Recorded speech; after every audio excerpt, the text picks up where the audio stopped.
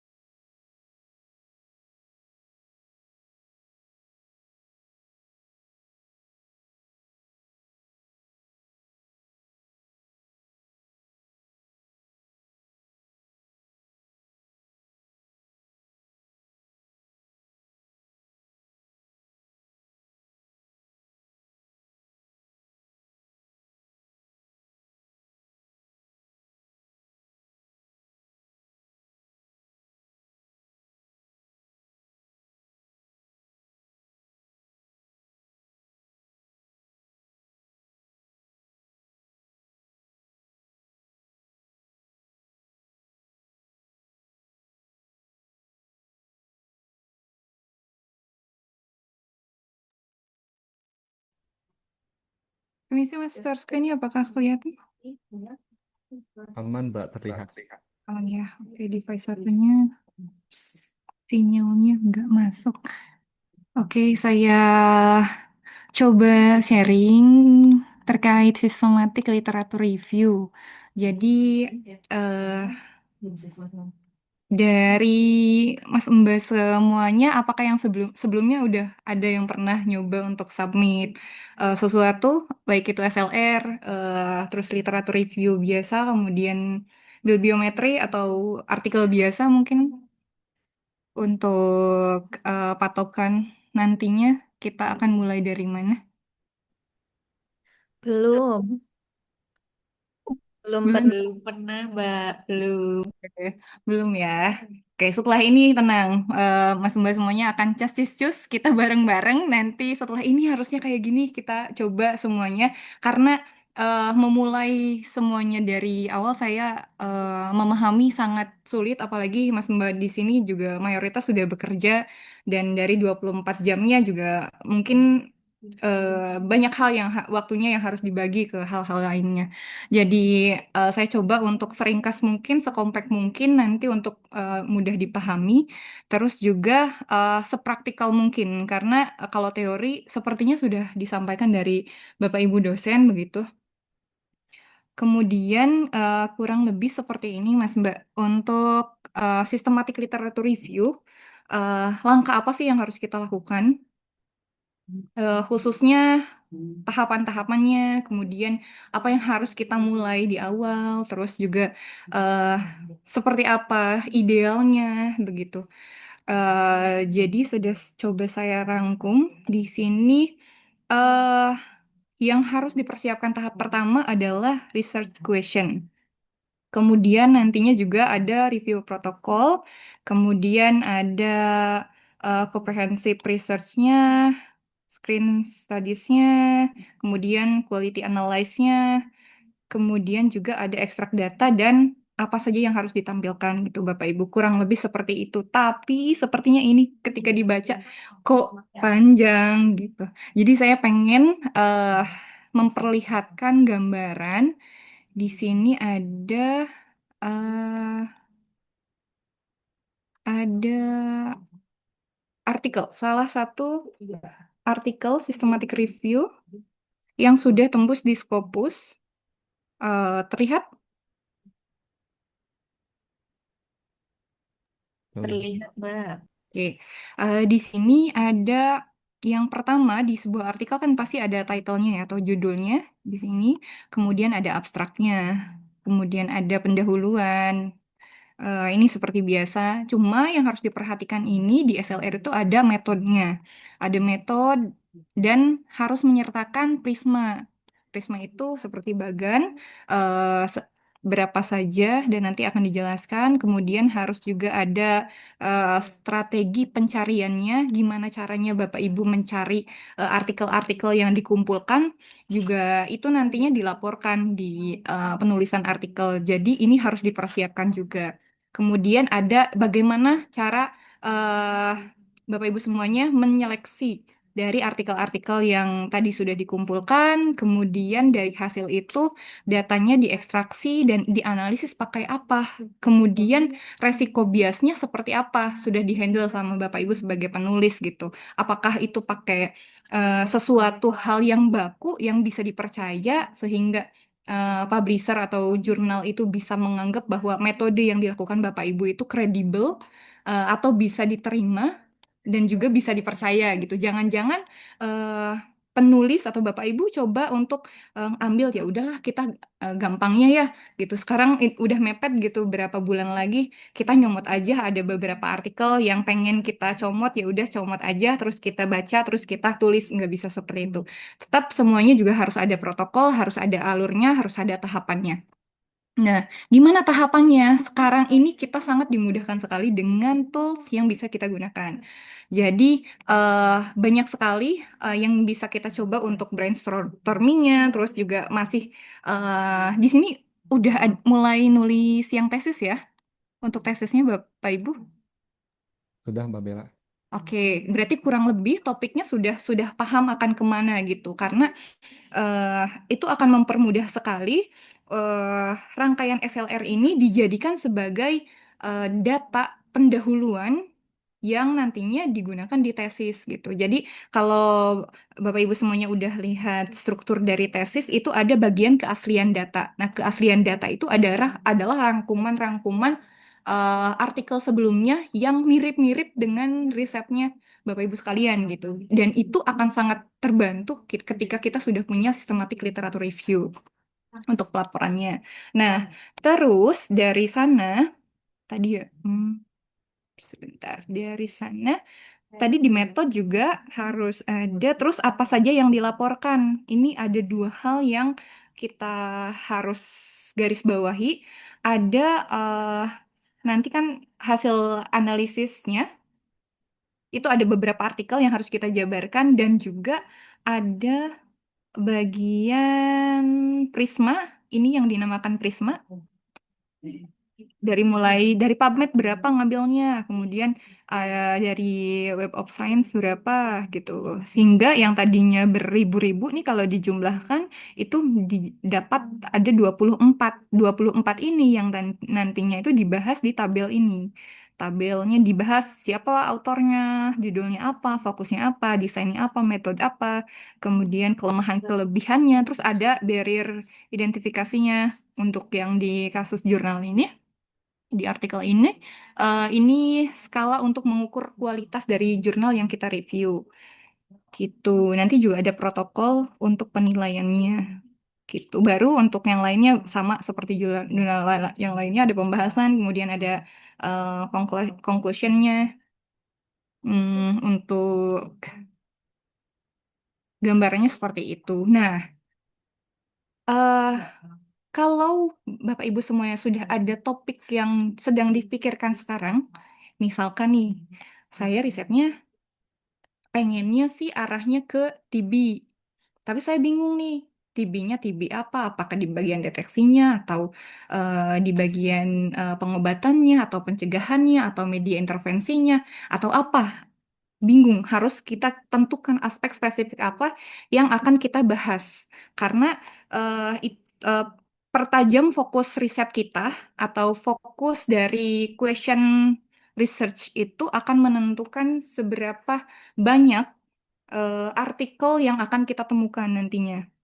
Ya, terus untuk kalau saya sih cobanya biasanya pakai Open Knowledge Map ini nanti eh, dokumen ini juga nanti coba saya share ke Mas Mbak sekalian. Ini nantinya itu adalah memapping, memapping eh, penelitian apa saja yang sudah banyak di TB karena saya nyoba carinya TB. eh, Nanti juga Mas Mbak semuanya bisa masukin topik apa yang di tesis Mas Mbak. Misalkan di sini kita tulis tuberkulosis. Ketika ditulis itu, nanti dia mengidentifikasi sendiri sebenarnya riset apa yang sudah banyak dan yang belum banyak. Nah, fungsinya adalah supaya dapat novelty-nya. Oh iya, kita tuh nanti kalau ditanya sama dosen atau penguji, apa kebaruannya atau dari jurnal yang kita tuju, apa kebaruan dari SLR kamu, apa kebaruan dari tesis kamu, ya kita bisa jawab bahwa tesis atau SLR yang kita muat itu adalah tesis yang terbaru, yang tidak banyak dicari. Nah, landasannya apa? Bisa dilihat dari mapping ini.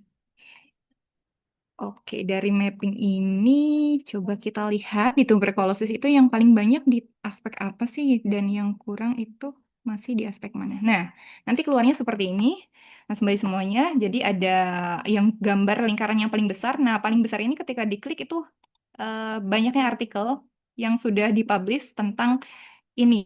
Jadi ini yang banyak itu pemetaan kasus, kemudian, ya, aspek pemetaan, upaya pencegahan, mapping. Dan yang kurang, kita bisa lihat yang lingkaran paling kecil itu di aspek mana? Lingkungan. Nah, ini tuberkulosis dengan kondisi hunian. Nah, kita nyari lagi. Kemarin saya cari itu adalah aspek ini juga. Batasannya itu TB anak. Jadi kemarin kita cari literatur tentang TB anak.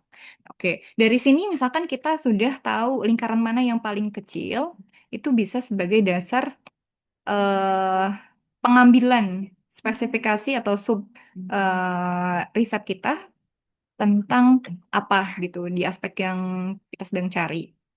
Itu dari sini kita tentukan riset questionnya. Biasanya itu pakai kerangka Pico. Nah, sudah lengkap karena sekarang tidak ada ChatGPT, jadi nggak usah susah-susah. Kita brainstorming, harus nyari siapa dulu. Kita coba tanya ke mereka.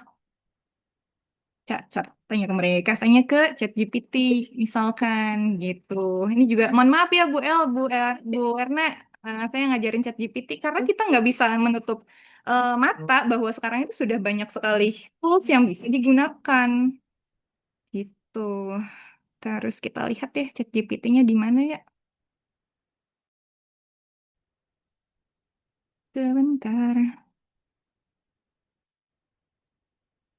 ChatGPT, kok mana? Siapa ini Bapak Ibu yang sudah ada nama untuk ChatGPT-nya? Biasanya sampai diberi nama itu konselorku gitu. Atau siapa? Oke, nah tadi yang bagian, nah di dokumen sudah dicantumkan juga eh promnya. Promnya ini bisa dipakai ini nih. Nah, yang italic bisa dimasukkan ke sini. Ini. Promnya, saya sedang melakukan tinjauan literatur ini tentang apa? Nah, nanti masukin tema yang Mas Mbak semuanya sedang pikirkan dan sedang direnungkan. Itu tentang apa? Misalkan nih tuberkulosis pediatrik, istilah untuk tuberkulosis anak. Bantu saya merumuskan pertanyaan penelitian gunakan kerangka Pico. Ini tinjauannya sistematis dengan ini. Nanti tinggal ini aja di running. Tinggal di running kita tunggu jawabannya dari beliau ini. Nah, nantinya akan ada jawaban. Kemarin sih sudah coba ya pakai prompt ini, dapatnya itu seperti ini. Populasinya itu anak di usia 0 sampai 14 dugaan TB. Nah, ini hampir mirip ya. Tesnya intervensinya pakai tes expert MTB. Aduh, salah ngomong ini banyak dokter di sini. Jenis tes molekuler, kemudian ada komparasinya, metode komparasinya pakai tes yang konvensional, terus outcome-nya itu adalah untuk menilai akurasi dari diagnosis atau sensitivitas. Jadi nanti harapannya tuh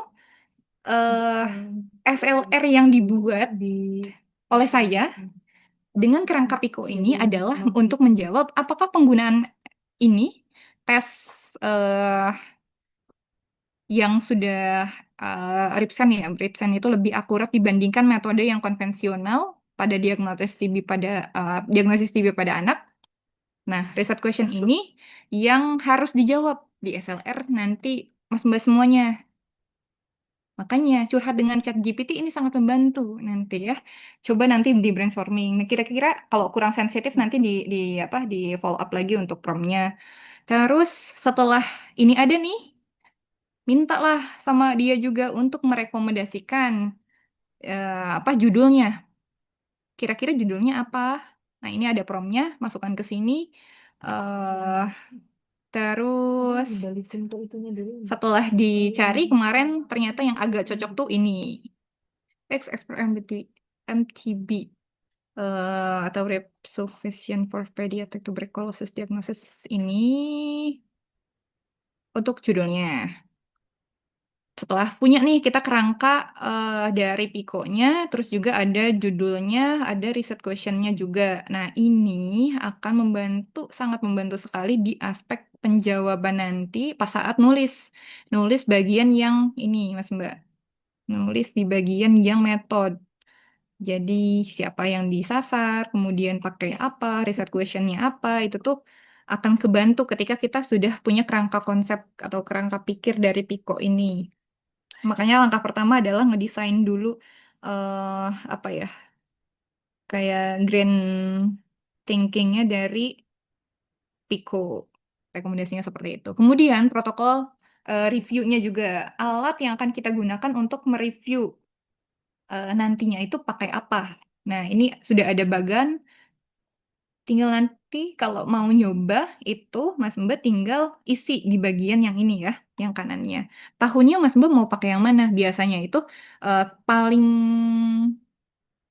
paling sedikit ya 5 tahun gitu. Akan lebih banyak ketika dia tuh lebih banyak intervalnya lebih luas. Tapi akan lebih banyak juga artikel yang terdeteksi nantinya dan bisa juga menyebabkan banyak artikel yang harus kita review gitu. Jadi pertimbangan tahun, pertimbangan bahasa yang digunakan, misalkan di sini saya cuma mengidentifikasi artikel yang berbahasanya Inggris. Kemudian jenis artikelnya yang original artikel. Jadi literatur review yang sudah terpublish itu nggak usah lagi di-review.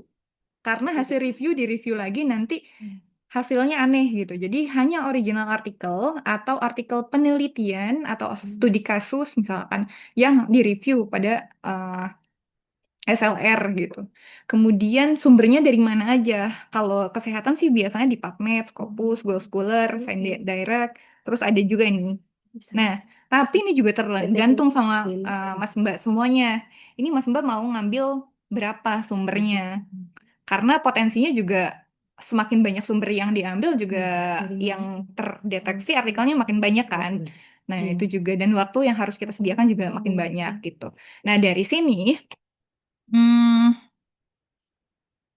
kemarin itu nyoba di PubMed, terus di Google Scholar sama ScienDirect kayaknya.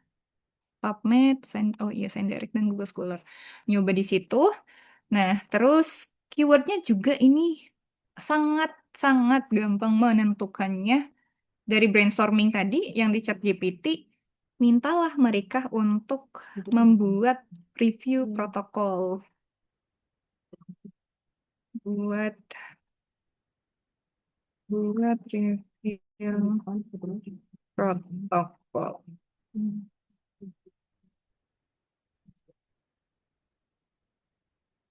Ya kan, latar belakangnya nanti kurang lebihnya seperti apa, kemudian tujuan, resikonya udah masuk, desain studinya. Inklusi, eksklusi juga ini harus masuk nih. Nah, ada ya kriteria inklusi, kriteria eksklusi nanti dilihat lagi.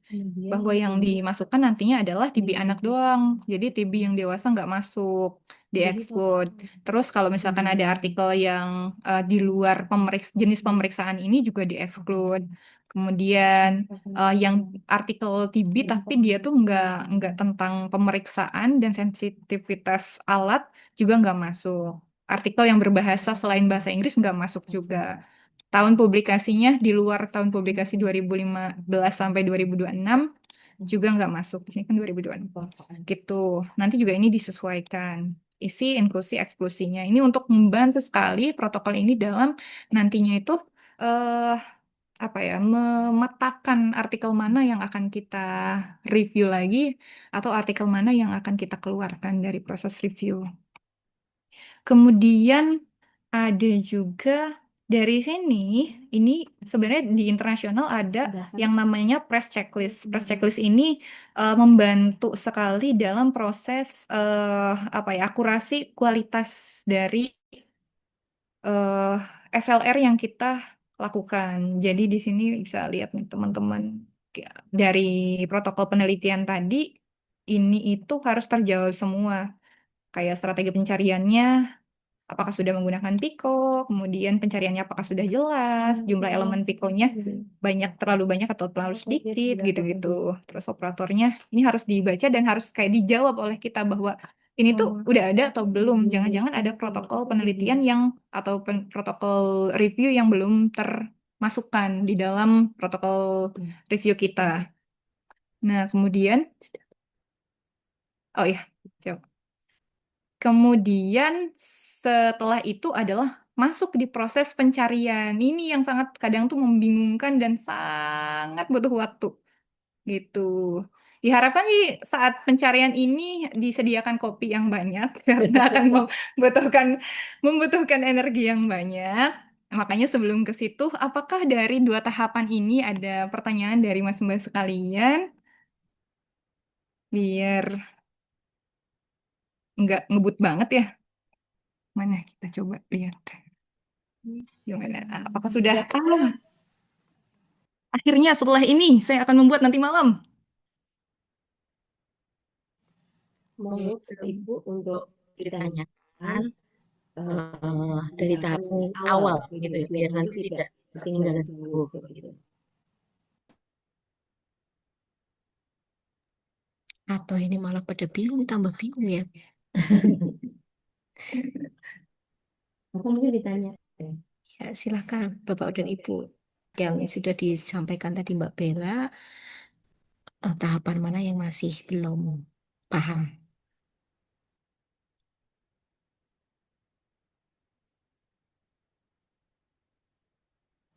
Berarti ini target setelah UTS sudah dapat judul ya, sistem jurnal yang dikumpulkan sudah ada ya.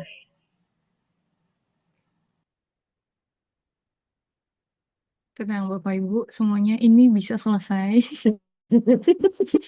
Dapat ini bisa selesai. Ini bisa selesai tepat waktu. Eh, Kalau misalkan bisa intens sih di pencarian itu, kita misalkan menentukan protokol penelitian misalkan di satu malam, terus di pencarian kita alokasikan kayak 1 mingguan, kemudian di screening nanti di tahapan screening dilakukan semingguan gitu. Karena sekarang banyak tools yang bisa dilakukan. Di minggu keempatnya sudah bisa nulis Bapak Ibu. Tenang, tenang, tenang, tenang. Iya, tenang. Sinta 3, nggak sekepus, tenang. Tenang, tenang. Gitu, aman sejauh ini bisa kita lanjutkan atau masih Mohon ada yang izin bertanya Mbak Bella. Gih? Nggih. Untuk topik SLR, apakah harus sama dengan topik tesisnya juga nggih? Karena kan sebenarnya saya untuk tesis itu masih belum yakin seperti itu. Mm-mm. Apakah harus sama atau boleh berbeda nggih? Mhm. Selaras ya. Mm-mm. Mungkin selaras Mbak Arum. Jadi biar tidak sia-sia jenengan Pak. Jadi biar tidak sia-sia kita mencari jurnal, mencari artikel, terus nanti setelah dibaca, dibuat, tapi tidak nanti waktu bikin tinjauan pustaka atau latar belakang itu harus mencari lagi begitu loh Mbak. Jadi kalau bisa selaras ya. Begitu ya Bu Elvira? Iya, seperti itu Bapak Ibu. Jadi akan lebih baik sama dengan topik tesis kita ya. Biar bisa menjadi ini apa namanya? Acuan, referensi acuan. Gitu. Mbak Barum. Baik, matur nuwun arahannya Bu Erna, Bu Elvira, dan Mbak Bella. Gitu, topiknya sama baru. Tapi kalau misalkan nanti baru misalkan bikin nih satu SLR, tapi kan proses review SLR itu cukup memakan waktu. Nah, kalau misalkan sedang saat menunggu itu masih bisa ada kesempatan untuk misalkan punya data sekunder atau punya eh, ada keinginan lagi untuk bikin SLR dengan topik lain, misalkan karena pengalaman saya kemarin saya bingung nunggunya tuh kan nggak ada jawabannya tuh cukup lama ya dari reviewer gitu. Saya nyoba ke Sinta 3, nyoba ke Sinta 2, dimasukkan juga, tapi dengan judul yang berbeda dan SLR berbeda, artikel yang beda gitu. Terus ke Sinta 1 yang Scopus juga masuk gitu. Kita coba semuanya kan, eh, biar ya probabilitasnya probabilitasnya bisa kelihatan gitu. Tapi untuk mungkin kalau misalkan untuk yang pertama kita prioritaskan dengan yang sama dengan topik yang sedang interestnya baru kemana gitu. Begitu Mbak. Matur nuwun infonya Mbak Bella. Iya, Mbak mau izin bertanya nggih Mbak Vela. monggo. Tadi yang bagian di review protokol itu Mbak kan ada beberapa studi desain nggih Mbak. Nah Hmm. sebenarnya boleh nggih berarti nggak harus misalnya kita cuma pakai yang cross sectional semua atau kita cuma pakai yang case control semua kayak gitu. Jadi campur selama topiknya masih sama itu boleh berarti Mbak untuk kita review yang kita Betul. ambil terakhir. Betul, betul, betul, Bu. Nah, itu fungsinya ada protokol penelitian, Bu, di bagian inklusi. Kalau misalkan, enggak, Ibu, Mbak, misalkan kita itu karena terlalu banyak nih artikelnya di epidemiologi atau di aspek yang sedang diteliti, misalkan, atau di aspek gizi masyarakat tentang stunting, misalkan. Stunting kan banyak nih. Terus kita pengen hanya penelitian kualitatif aja, atau kita pengen hanya penelitian kuantitatif saja, atau di bagian kuantitatif kita pengen yang desainnya tuh cross-seksional aja. Itu sangat bisa. Tinggal dimasukkan ke tahapan ke bagian inklusi ini. Jadi nantinya kalau mau fokus di cross-sek aja, inklusinya cross-sek. Desain cross-seksional nanti yang tidak desainnya tidak cross-seksional dia tuh akan tereksklud dalam proses eh apa ya pemisahan artikel nanti penjaringan artikel gitu. Kurang lebih seperti itu, Mbak. Berarti kalau misalnya seperti ini ya Mbak, contohnya kan studi desainnya nih ada cross-sectional, cohort, kemudian yang diagnostic accuracy studies. Nah itu berarti boleh kalau misalnya kita sudah ada listnya yang relevan ini dengan apa yang akan kita jadikan SLR, lalu dimasukkan semua yang inklusinya ini berarti boleh nggak? Misalnya kan yang pertama tadi jurnal yang mau saya pakai ini cross-sectional, terus saya nemu lagi ternyata ini cohort misalnya gitu, berarti ya enggak gitu ya Mbak. Enggak harus semuanya tuh cross-sectional gitu. Misalnya dari 30 jurnal tuh semuanya harus cross-sectional gitu enggak Mbak? Betul, betul, betul. Tergantung ini kebijakan peneliti gitu atau kebijakan penulis dalam hal ini.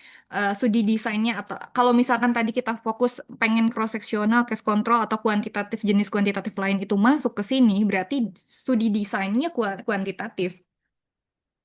Tapi kalau misalkan pengen juga ada kualitatif, berarti studi desain kuantitatif dan kualitatif. Nah, misalkan nanti ada artikel yang mixed method nggak masuk ke sini.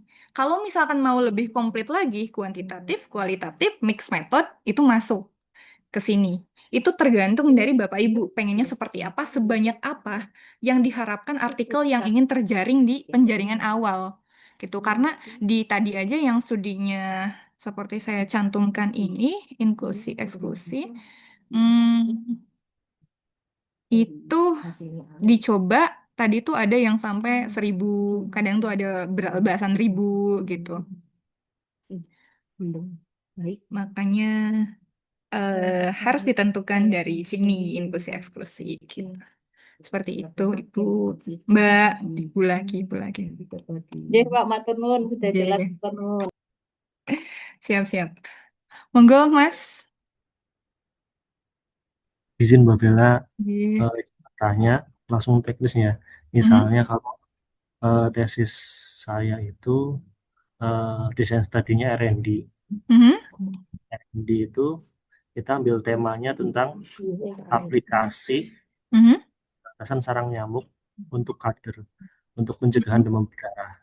Oke. Nah, jika kita mencari literatur, itu masih sedikit. Apa yang Mbak Bella lakukan? Itu terima kasih. Oke. Oke, rekomendasi ya Mas, rekomendasi karena ini harus kita brainstorming juga. Nah, kalau misalkan Mas Rindi panggilannya, oke, Ya, Mas Rindi ya. misalkan mau melakukan topik yang R&D banget. Jadi R&D banget udah ditentuin nih mau studinya pakai R&D, kemudian juga tadi berarti kan ada aplikasi sarang nyamuk atau bentuknya itu pengen dilihat kalau aplikasi sarang nyamuk pas dicari misalkan sedikit artikelnya.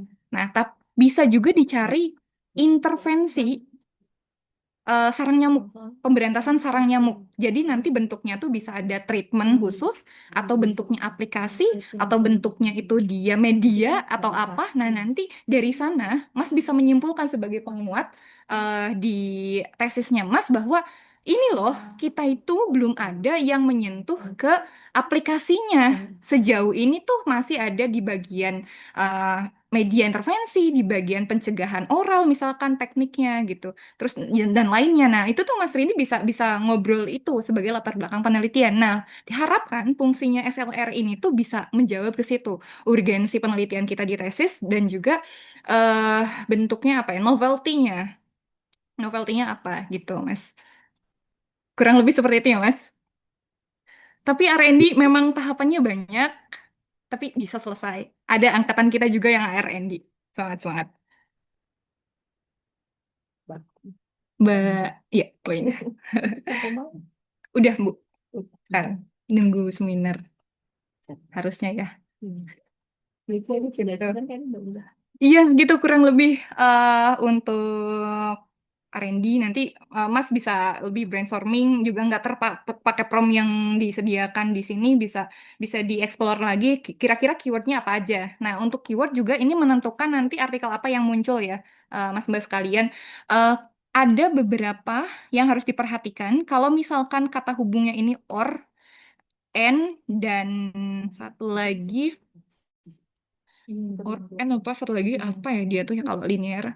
Pokoknya yang sering dipakai ini. Jadi kalau misalkan nanti artikelnya itu harapannya mereka semua artikel yang mencantumkan misalkan tuberkulosis dia akan muncul. Artikel yang mencantumkan TB juga akan muncul. Tapi kalau misalkan nanti tuberkulosis doang, yang mencantumkan TB di artikelnya itu nggak masuk gitu ke kita di pencarian kita. Jadi harapannya adalah kita cari sinonim kata apa saja yang krusial dalam artikel yang pengen kita cari. Kemudian kalau dia bentuknya itu kata lain kita sambungkan dengan N. Kalau misalkan dia persamaan dari kata atau istilah itu pakai or gitu. Seperti itu. Kemudian selanjutnya itu ada beberapa tahapan ini untuk rekomendasi mungkin untuk di cobaan awal ya Mas Mbak semuanya bisa di 2 atau 3 pencarian aja. Jangan terlalu banyak nantinya karena akan krusial saat pencarian dan pengambilan datanya juga. Nah, misalkan di PubMed ini ada 3 sumber yang saya coba kemarin itu di PubMed, Scientific sama Google Scholar. Udah pernah nyoba semua kan nyari artikel di sumber-sumber ini? Sudah, Mbak. Sudah Mbak. Oke, sudah.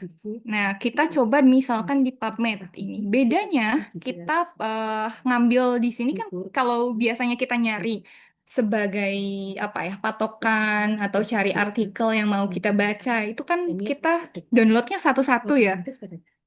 Bayangin kalau misalkan 1.400 harus di-download satu-satu. Nggak jadi ke puskesmas kita, nggak jadi nggak jadi pelayanan ini, Mas Mbak semuanya. Ini. Jadi kalau misalkan nantinya keywordnya sudah tersedia nih ya, keywordnya ini sudah tersedia, tinggal kita copy ke sini, terus ke PubMed. Di PubMed nanti kita dipaste, kemudian cari. Setelah dicari, ternyata dengan batasan ini ada 415 hasil. Dari 415 hasil, ini belum kita cantum ding. Ini 415 ini masukin di pencarian pertama ya, di sini. Nah, 415 masukin di pencarian pertama. Ini belum ada limitasi tahun. Kita balik lagi ke sini, tahunnya, rentan khususnya dikasih batasan. Tadi kan kita di 2015 sampai 2026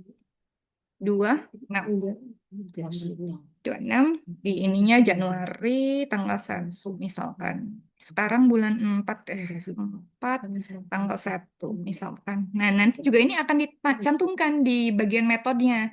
Nanti bahwa artikel yang kita cari di PubMed itu dengan keyword ini dibatasi dengan limitasi yang kriteria inklusinya. Kita batasi tahun sekian sampai sekian misalkan. Dicari itu ternyata harusnya makin dikit dari tadi 415, jadinya 398. Masukin ke tahapan kedua 378. Kemudian kita batasin juga karena ada tools di sini di bagian PubMed itu ada, dia tuh bisa lihat bawahnya itu apakah artikel yang akan kita cari itu hanya artikel yang abstrak saja atau dia tuh yang lengkap. Harapannya kita yang lengkap kan ya, supaya nantinya bisa dibaca gitu secara menyeluruh. Kemudian artikel lengkap di checklist, kemudian di sini sebentar, saya kok jadi nyaru kalau pakai bahasa Indonesia. Ini systematic review kita nggak masukkan karena yang tadi kita bahas review juga nggak masuk, jadi hanya artikel yang murni saja, clinical trial sama meta analisis juga, kemudian uji coba terkontrol acak juga. Nah, makin dikit kan? Jadi 30 akhirnya. Cuma 30 artikel yang harus kita unduh. Gitu. Apakah harus ngunduhnya satu-satu, Mbak? Tidak. Di PubMed sudah ada cara untuk mengunduh ke-30-nya langsung. Caranya itu yaitu kita sebentar di Inggris kan. Jangan diminum. Oke. Nah, ini tinggal di save. Save, terus yang di save itu nanti result all research ya, bukan hanya di page 1. Nanti kalau misalkan di page 1 hanya berapa nih yang kedetek di ini harus di next, nanti download lagi gitu. Jadi semuanya, dan yang di download itu bentuknya adalah abstrak. Setelah abstrak tinggal di create atau di download. Nanti sudah masuk ke sini, bentuknya itu adalah txt. Nah, ini bisa dimasukkan ke Mendeley. Nanti di Mendeley-nya terbaca artikel judulnya siapa dan kayak dari judulnya apa, terus siapa yang nulis, terus abstraknya apa, itu kebaca di Mendeley-nya. Itu Mendeley akan mempermudah nantinya ketika diekspor dari Mendeley bentuknya RIS, kita akan masuk ke satu tempat atau wadah namanya Confidence. Confidence ini yang akan bantu nanti Mas Mbak sekalian untuk memilih artikel yang mana yang layak kita review nanti sampai akhir sama yang enggak. Nanti setelah ini dijelasin juga. Misalkan carinya gitu, di PubMed akhirnya yang di-download itu 30. Terus di Sign Direct juga sama. Ini coba lihat. Sign Direct. Juga Sign Direct tuh bisa masuk dia. Nah, ini nyari nih. Keywordnya juga sama, masukin. Keywordnya bisa masukin sama ke sini. Terus masuk ke sini, di search juga.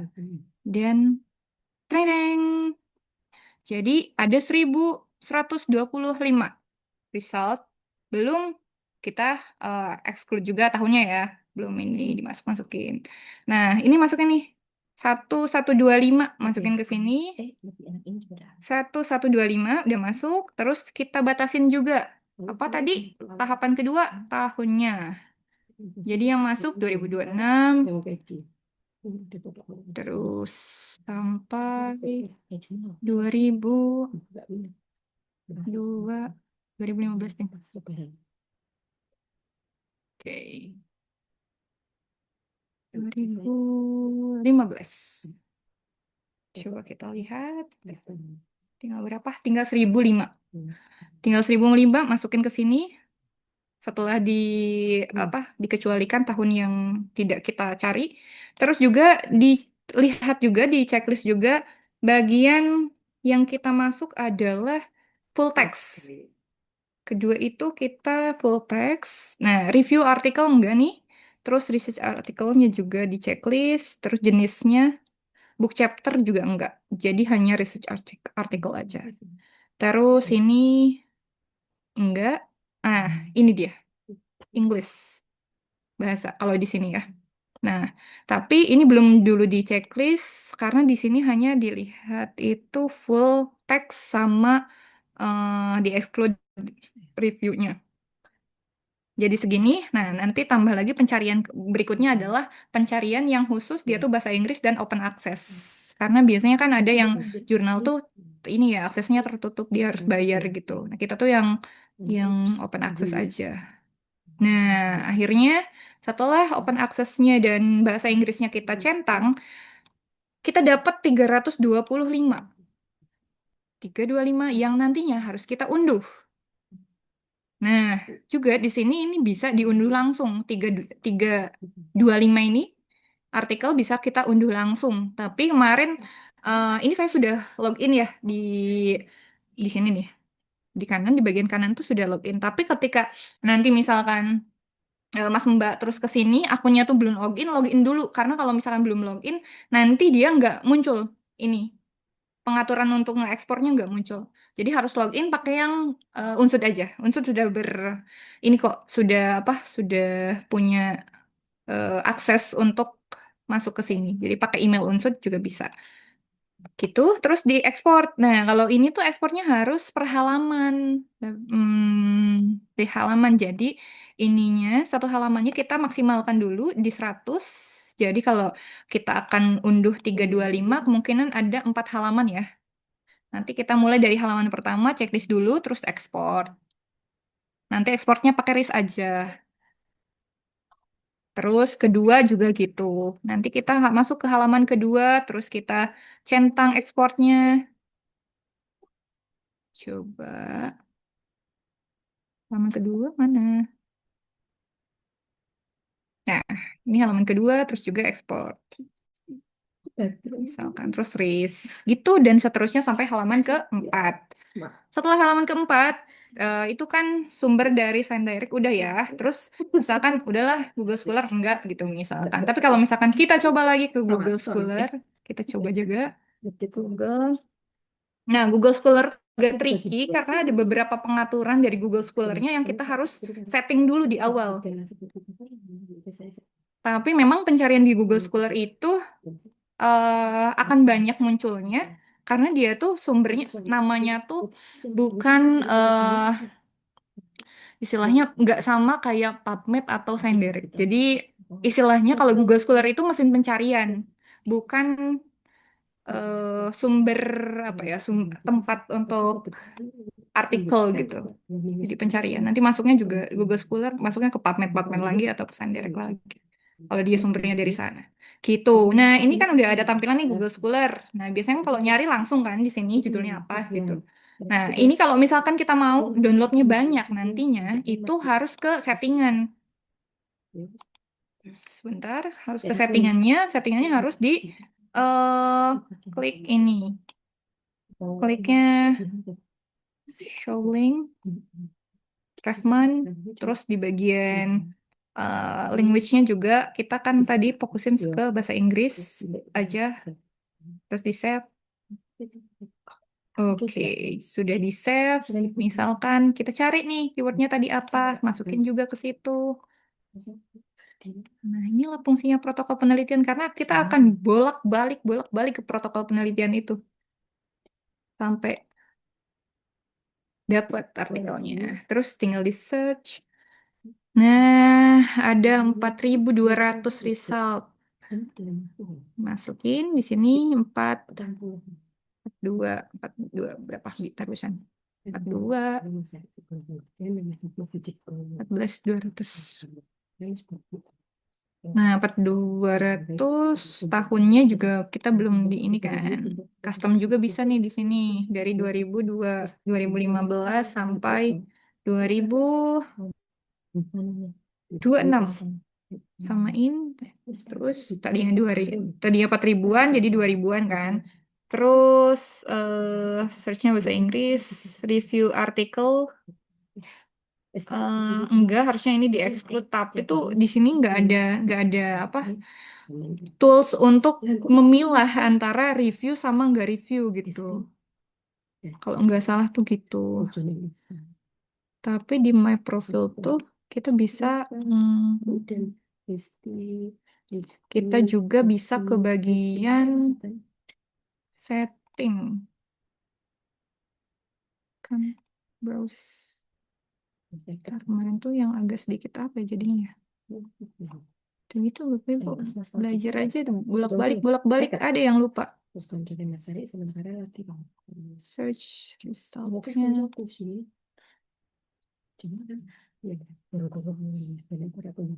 Terus window muncul. Sesuai dikit ya kemarin ya. Alright. Oh dia indeksnya ini. Gitu. Tapi kalau aman, sebenarnya nyarinya udah dua aja nyoba di dua sumber itu, karena kan itu dua sumber itu udah kredibel gitu sebenarnya.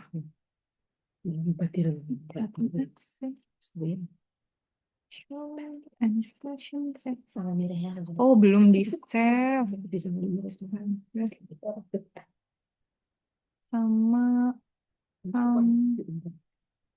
library language English. Oke, kita coba lihat. Nih, coba kita cari lagi keywordnya. Coba kita cari di sini. Sampai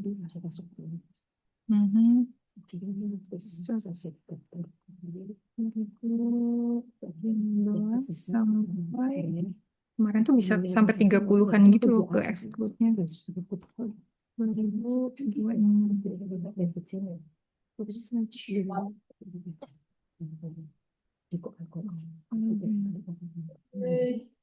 Soalnya udah ya tadi ya. Udah keluar. Udah. Tapi keluar turun apa keluar pipis? Ya. Ada mobil. Oke. Oh ini. Bu Mei udah dijawab. Mana? Ngetik apa Bu? Ya, ngetik. Oh ngetik. Bagaimana cara menemukan kata kunci yang tepat? Apakah kata kunci yang sama digunakan untuk mencari jurnal dari berbagai sumber? Ya kan sama. Ya. Untuk sumbernya sama. Sumber ya harusnya semuanya sama. Jadi keyword ini dipakai untuk semua sumbernya. Dan juga menentukan kita ini udah tepat belum sih tadi? Harus juga kita baca yang fresh checklistnya, dipastiin. Dan tadi ini kemarin dibantu brainstorming di ChatGPT sebenarnya. Jadi rekomendasi dia apa? Terus istilah-istilahnya misalkan kayak tuberkulosis, TB, atau kayak TBRO pengen masuk atau TBSO gitu kan banyak istilah lagi ya. Nanti sama Bapak Ibu juga apa nih kira-kira yang agak nyerempet-nyerempet yang lagi-lagi diselaraskan dengan riset questionnya apa nih di sini. Nah biasanya keyword itu akan muncul dari judul atau dari riset question gitu. Kayak ini nih, ini nih, ini pasti jadi keywordnya. Yang pertama ini pasti jadi keywordnya, kemudian objek penelitiannya siapa? Anak kan. Nah, anak pasti jadi keywordnya, terus topiknya apa? TB pasti jadi keywordnya. Jadi kalau dari judul aja kita sebenarnya bisa ngambil, kayak misalkan nantinya bikin abstrak di bagian tesis ya. Nanti judulnya Bapak Ibu apa? Kalau tadi Mas Rindi eh, topiknya tentang R&D untuk mencari apa teknologi yang bisa menjawab nyamuk ya, tadi pencarian nyamuk gitu. Nah, berarti kan ada keywordnya, ada metodenya, R&D-nya, terus sasarannya siapa, itu harus dispesifikan juga Mas Randy. Apakah dia bentuknya tuh lembaga, institusi, atau masyarakat, masyarakatnya seperti apa, masyarakat yang seperti apa, golongannya yang akan kita sasar, apakah dia dewasa, ataukah dia lansia, ataukah dia gabungan, ataukah dia desa, ataukah dia kota, itu kan akan sangat beda gitu hasilnya nantinya. Terus juga eh, tadi topiknya tentang fogging atau mencari ini misalkan, terus apa lagi ya? Ya kurang lebih dari situ gitu. Jadi dipastikan lagi diselaraskan antara keyword sama research questionnya, atau diselaraskan juga sama judulnya, biar nggak miss gitu. Nggak judul apa, tujuannya kemana, terus nyarinya pakai apa gitu. Jadi harus selaras untuk memastikannya. Kurang lebih seperti itu. Mohon maaf Bu, ini saya nggak bisa lihat langsung Pertanyaannya. itunya. Oh, Ini tadi ya pertanyaannya Bu Meng ya, Bu bahwa Mei. bagaimana cara menentukan kata kunci yang tepat? Apakah kata kunci yang sama digunakan untuk mencari jurnal dari berbagai sumber? Atau kata kuncinya bisa berbeda untuk masing-masing sumber? Tadi sudah dijawab Mbak Bella ya, bahwa harus sama. Ya, harus sama, betul, betul. Misalkan di mana Web Science, di Google Scholar, Scopus, itu harus sama untuk keywordnya. Betul, betul, betul. Ya, itu Bu Mei. Apakah sudah menjawab atau masih ada kebingungan setelah Terima kasih, Mbak. mendengar? Iya, Mbak Bella mau tanya, boleh? boleh, boleh. Oke. Mohon maaf memotong sebentar ya Mbak, termasuk terkait keyword. Mhm. Contohnya kan saya memang meneliti tentang perilaku merokok pada tenaga kesehatan. Betul. Setelah saya cari-cari kan di artikel-artikelnya itu banyak sekali istilah, Mbak Bella, misal ada health personal, health worker, ataupun yang lainnya gitu. Nah itu baiknya untuk menentukan keywordnya seperti apa ya Mbak? Terima kasih. Oke. Berarti perilaku merokok, perilakunya, kemudian sasarannya adalah pekerja. Nakes ya? Nakes. Nah, nakesnya posisinya dia tuh nakes secara umum atau nakes dan tempatnya di pelayanan kesehatan, di pusat pelayanan kesehatan. Secara umum dan di fasilitas pelayanan puskesmas itu health Oke, berarti health worker kalau kayak gitu. Kalau misalkan pelanggarannya itu juga pengen ngeliat tentang pelanggaran misalkan nakes yang rokok di tempat pelayanan kesehatan juga harus dispesifikan gitu. Tapi kalau misalkan Mas mau lihat perilaku merokok di nakes aja berarti nakes gitu. Bahasa Inggrisnya bisa beda-beda. Itu harus nyari istilah bahasa Inggris dari nakes itu apa gitu. Dan di sini juga nakes itu sangat luas. Mas juga harus menentukan bahwa limitasinya apa. Nakes yang dimaksud Mas. Apakah dia yang memang klinisi, ataukah dia pekerja administrasi, misalkan, apakah dia nakes yang ada di pelayanan health primer, atau dia di rumah sakit, itu juga harus dibatasi gitu. Karena akan sangat luas sekali. Berarti itu juga sama di keywordnya ya Mbak Bella? Betul, betul, betul. Itu semakin banyak keyword, dia akan menentukan banyak atau sedikitnya artikel yang kita cari, begitu. Ya, ya siap Mbak. Berarti Iya. kalau misalnya secara umum, misalkan saya juga tenaga kesehatan banyak juga artikelnya, ada yang nurse, ada juga yang dokter, juga yang dokter spesialis dan lain sebagainya. Kalau misalnya saya memang secara umum, misal health worker atau dokter, nurse dan lain sebagainya, itu juga apakah bisa juga gitu Mbak? Bisa, bisa, bisa, bisa, sangat bisa. Jadi dokter and misalkan promotion worker, terus juga bisa juga cari gitu, dicantumin satu-satu. Jadi nggak bisa satu untuk semua, tapi mungkin juga banyak kata untuk hanya mendefinisikan satu. Tadi kita penggunaan yang or itu. Jadi seperti itu. Untuk mohon maaf Mbak, untuk penggunaan or dan and itu seperti apa ya Mbak? Masih belum paham itu. Oke, kalau misalkan N itu kan kata hubung dan ya. Jadi eh, misalkan untuk membatasi nakes sama rokok, itu kan dua hal yang beda ya. Nah, kata hubungnya N. Tapi kalau misalkan nakes terus dokter itu pakai or.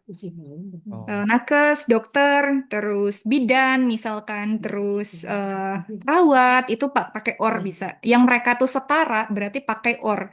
Tapi kalau misalkan dia beda dan misalkan bertingkat, dia tuh pakai N kata hubungnya.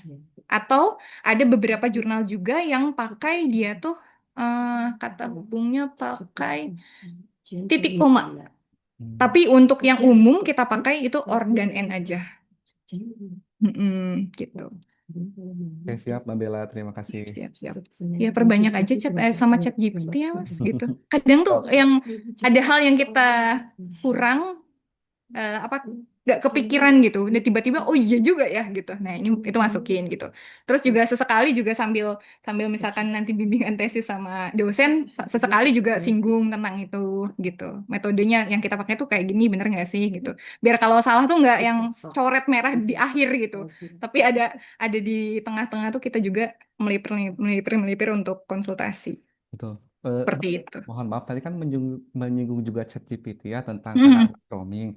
Kan kita lihatnya sekarang wah seperti ngambil apa menu makan ya untuk ChatGPT ya. Ada banyak produk lah gitu. Iya, iya. Nah, kan ada yang Gemini, ada yang ChatGPT, ada mungkin ada yang lainnya gitu kan kita juga sebenarnya kan itu tools ya Mbak ya.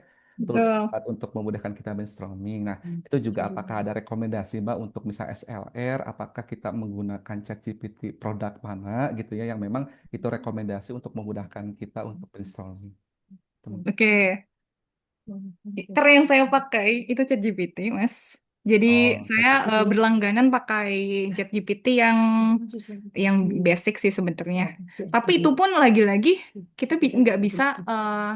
Saya coba untuk si ChatGPT atau beberapa kayak Gemini dan yang lain saya coba untuk mereka tuh nulis, dijadiin nulis gitu, kayak buat introduction untuk topik ini dan sedetail mungkin saya kasih tahu. Tapi setelah dibaca, ya tetap aja itu adalah AI. Setelah dibaca tuh ada aja yang kurang. Jadi kalau misalkan eh, rekomendasi saya untuk brainstorming bisa mana aja sebetulnya gitu. Dan pastikan juga itu tuh produk yang paling update. Karena sekarang per sekian hari saja itu tuh AI udah ada progress. Jadi untuk brainstorming itu akan beda sensitivitasnya. Selama ini sih untuk ChatGPT masih aman untuk brainstorming. Juga divalidasi ada beberapa AI untuk kayak tadi kayak topik pencarian. Terus juga kita validasi.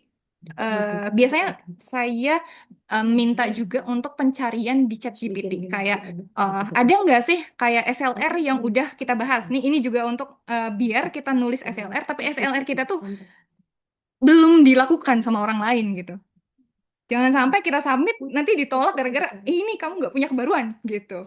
Nah, untuk memastikan itu kita juga bisa tanya gitu. Ini saya mau kira-kira ke sini nih gitu arahnya. Terus rekomendasi judul dan ini tuh udah ada belum? Kalau belum ada, rekomendasikan link akses untuk artikel yang hampir mirip dengan SLR saya.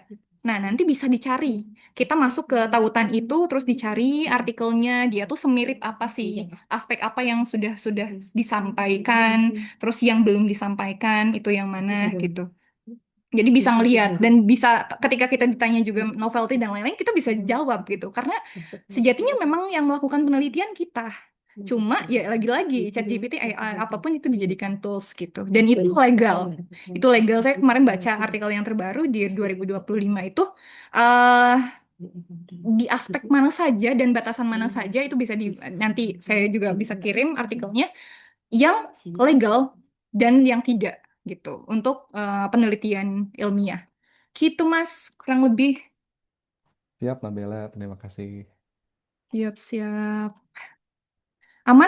Bisa kita lanjutkan atau butuh break untuk kita diskusi atau butuh DO ini DO kopi dulu. Mau kopi apa? Enggak, Bu, enggak jadi, Bu. Oke, Kenangan apa? selanjutnya. Oh my God. Oke, lanjut.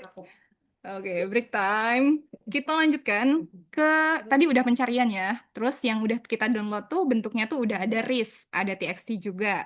Nah, kita masukkan ke Mendeley. Pastikan Bapak Ibu sekarang karena sudah statusnya mahasiswa, sudah terinstall Mendeley di laptopnya.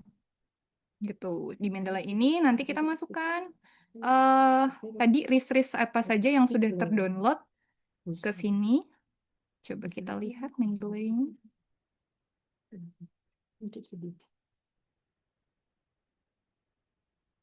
Oke, nih masuknya gini nih. Masuknya kita tinggal masukin, tapi kita bisa bisa bikin folder dulu sih. Di sini bikin folder misalkan apa gitu, terus masuk di B, terus misalkan kita masukin yang tadi yang sudah terdownload ya. Data unduhan kemarin udah unduh tuh ini desain direct nih bisa masuk semuanya ke sini, nanti tuh langsung deng. Ada berapa nih? Langsung masuk ke sini, udah masuk semua. Terus juga dari Senderek udah masuk. Terus dari Maaf Mbak Bella, belum terlihat di layar. Masih freeze, Mbak. Masih freeze. Ya, masih freeze. Wow. Coba kita lihat. Saya stop dulu. Kita coba share screen. Nanti di ini ya, yang di puskesmas siapa aja? Coba ini aman? Nah, aman, Mbak. Oke, kita misalkan mau masukkan itu ke artikel apa gitu ya. Nah, ini mau tak masukkan ke favorit aja deh. Nanti bikin aja di sini foldernya yang baru buat latihan SLR. Bisa diulang dari awal, Mbak. Tadi kan nge-freeze ya. Mohon maaf. Oke. Kita dari yang tadi. Kita nih ya. Kita masuk nih ke Mendeley-nya. Udah punya semua kan Mendeley ya? Nah, Mendeley tinggal masuk, bikin folder. Kalau yang masih baru, Mendeley-nya baru di-download, misalkan itu pastikan login dulu. Ini di sini ada login. Kalau yang udah punya dan udah coba dipakai, itu biasanya udah terintegrasi. Nah, di sini mau tak masukkan ke favorit aja yang masih kosong. Ini bisa bikin folder nih, foldernya. Terus tadi yang sudah terdownload, yang bentuknya itu RIS dan TXT, itu bisa masuk ke Mendeley sini. Jadi ini, misalkan yang dari Senderek, itu yang 314 nih, udah langsung masuk. Yang terdeteksi di sini adalah judul, title-nya, ya judul atau title, terus autornya, terus years-nya juga terdeteksi di sini ya. Udah masuk semuanya, terus juga gabungin juga dari sumber-sumber yang lain. Kan Senderek udah masuk nih, terus PubMed udah masuk juga. Oke, ini PubMed udah ada tambahan di sini. Jadi sudah tergabung misalkan semuanya sumber di sini. Nah, tinggal sekarang ke bagian confidence. Oke, confidence itu kan tadi udah nyari ya. Nyari berarti totalnya tadi coba kita hitung yang terdownload. Yang terdownload itu adalah nih, yang terdownload kan 30 sama 325 ya yang baru masuk. Nah, nanti tergantung Mas Bas semuanya nyarinya dapatnya berapa. Tapi untuk pencarian awal biasanya besar. Untuk review, untuk masuk confidence, kalau sudah masuk di tahapan ratusan, di bawah 300, kayak 300 atau topik tertentu tuh bisa masuk seleksi itu sekitar 50-an juga bisa. 50-an juga bisa. Jadi nggak harus kayak ratusan juga bisa. Itu udah bisa masuk ke analisis lanjutan. Terus udah masuk Mendeley ya, pencarian terakhir download Mendeley dan masuk. Terus ekstrasinya kita pakai Confidence biasanya kalau saya tuh Confidence. Ini linknya sudah ada juga. Terus ini Confidence ini adalah eh, apa ya? Tools untuk penjaringan artikel yang masih bisa diakses untuk satu project. Jadi masih gratis kalau satu project, kecuali kayak S2 SLR gitu-gitu kedua SLR keduanya atau analisis keduanya tuh kita harus bayar. Jadi pakai trial dulu, nyoba satu kita bikin akun di sini. Satu akun itu untuk satu apa namanya? Satu SLR atau satu analisis confidence. Nah, sebelumnya saya udah bikin dan udah pakai.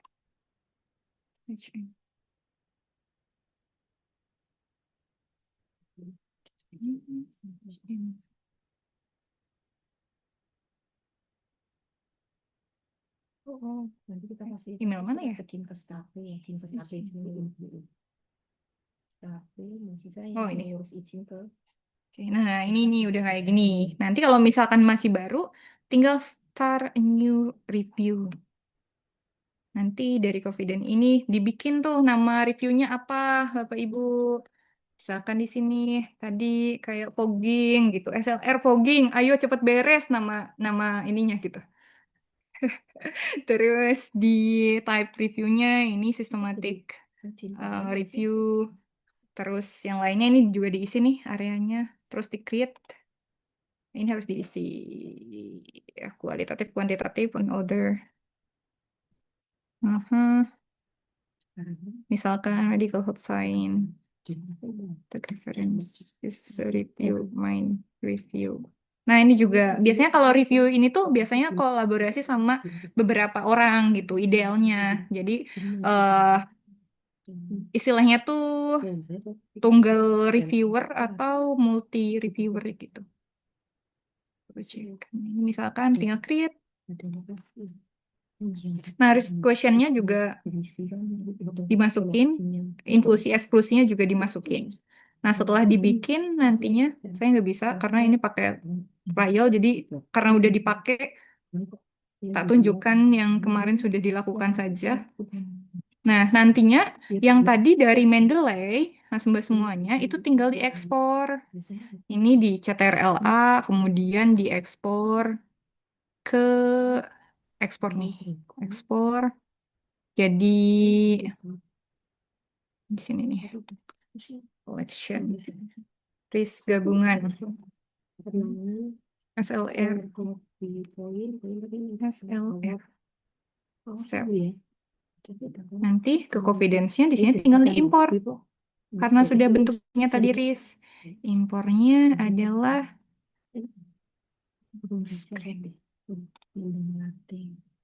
ini kalau dia nyari sendiri juga bisa sih sebetulnya, tapi karena sedikit sudah ada bahan, jadi kita tinggal masukin aja story citation.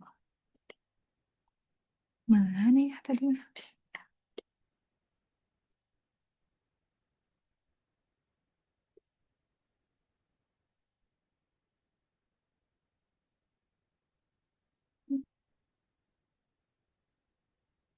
Akan ini ya, please. Tapi ini harus yang masukin udah yang gabungan ya, gabungan yang tadi dari Mendeley. Jadi nanti kebacanya. Dan harus, dia tuh harus, namanya itu apa, formatnya harus RIS buat kebaca. Nah, setelah dimasukkan, katakanlah di sini ada, sudah diimpor ya. Oh ini masih gulung-gulung. Setelah dimasukkan, dia tuh sistemnya ngedeteksi sendiri ada yang duplikat atau enggak. Kalau yang duplikat dia udah otomatis ke exclude sendiri, jadi nggak usah baca-baca sebanyak 300-an. Berarti itu di Ais, Nice. atau hot? Oh, sebentar.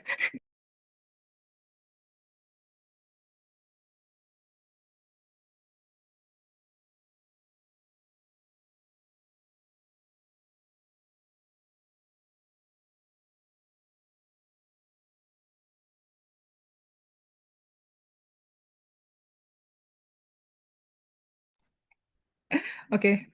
Eh, udah, misalkan diimpor nih, nunggu ini. Nah, nanti sistemnya itu seperti ini. Sistemnya yang duplikat itu dia ke exclude sendiri. Terus view details, coba. Nantinya itu adalah kalau di bagian ini Mas Mbak agak pusing, nanti ada PPT yang tak kirim, dia itu satu-satu untuk ngatur apa untuk memperlihatkan tahapannya dan juga bisa juga dicari kayak gimana caranya untuk pakai Confidence gitu. Nah, dari sini nih udah diimpor nih, udah masuk berapa nantinya kelihatan ada berapa. Terus masuk ke project apa tahapan kedua yaitu screening untuk title dan abstrak. Screening title sama abstrak itu nantinya ada seperti ini. Nah, kebaca nih sama sistemnya. Artikel yang pertama adalah namanya faktor ini nih, clinic health worker. Dia tuh masuk nggak tadi ke kriteria inklusi sama eksklusi kita?